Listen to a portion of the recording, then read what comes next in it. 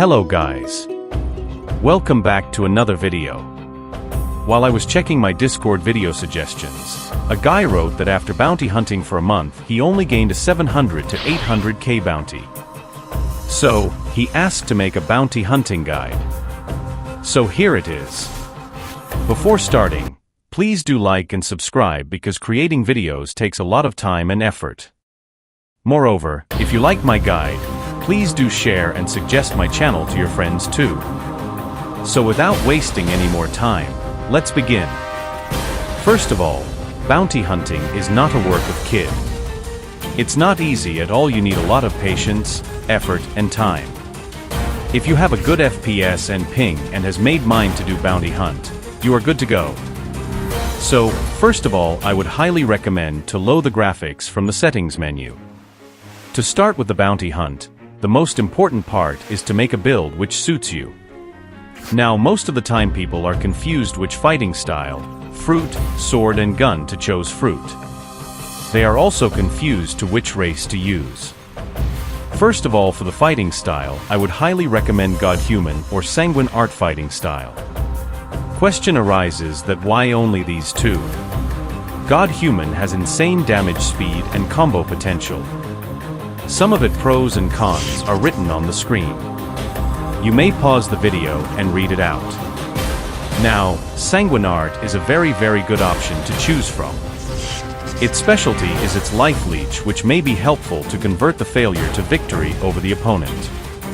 Some of its pros and cons are written on the screen. The most painful drawback about Sanguine Art is that it lacks mobility. Now for the fruit, sword and gun. You can either be a sword, fruit, or gun main. How to choose from them? Personally, I never recommend newbies to be a gun main because it needs insane amount of skills. Sword main is the most popular of all. This is because some fruits have a good passive ability which they use on side. These includes Rubber's immunity to electricity and gun, Buddha's spam ability, Chop's immunity to swords, Diamond's defense and Phoenix's heal ability.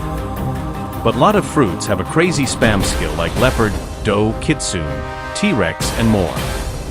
So now when you have decided to choose a playstyle, let's move to races. Races, especially in their V4 or Awakening, are strongly effective in PvP. The best races for PvP according to me are: first, Angel, second, Ghoul, and last but not the least, third, Cyborg. This was all about the build. Now let's move to second important part, which is the unpredictability. So what does that mean? Simply, it is to play in a manner in which opponent faces difficulty to predict your moves. This can be classed in two parts. 1. Unpredictable as movement, and 2. Unpredictable as skills. Simply, you have to make a deal with your movement and attack skills, either be movement or damaging, so that you have a lead over the opponent. Do not let your opponent predict your next move. So that's all for the second part. Let's move to the third part, which is predict the move. What does that even mean? Simply, it is to predict opponent's next move. It is hard at the beginning, but would get with practice. Moreover, predicting moves of some fruit mains is pretty easy. For example, the ice fruit, 99% of all ice users start their combo with a V skill, absolute 0. So simply be in sky when they come near. For the dragon, 85% of dragon users use C skill to start their combo. It is hard to avoid, but you can avoid the later part by using your Ken efficiently, which we will talk later on. Now let's move to the most important part of the video, the combos and its practice. Mostly people either copy combos from bloxfruits wiki or from YouTubers. But I used to make combos on my own and would recommend to do the same. If you need help with any combo making, you can contact me on my Discord server. You can join it from my channel's bio. Moreover, it is really important to practice the combos on a regular basis to master in it. Also, any combo can be started in different ways according to the situation and position. So after you think you have mastered the combo, try to do so. Now let's move to the next part, which is the Ken. So Ken or instinct is really important in PvP. This is because in most one-shot combos Ken is the only thing which can help you to survive. I recommend you all to have Instinct V2 before going for Bounty Hunt. Why? This is because of the following reasons. Instinct V2 allows the user to recharge dodges faster than V1, exactly 10 seconds faster, 40 seconds instead of 50. Instinct V2 has a much bigger detection range than V1, being able to see players that are further away.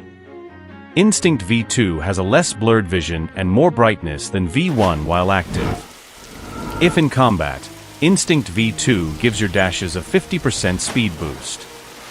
Now let's move to the next part, which is the mobility. It is simply the ability to move freely.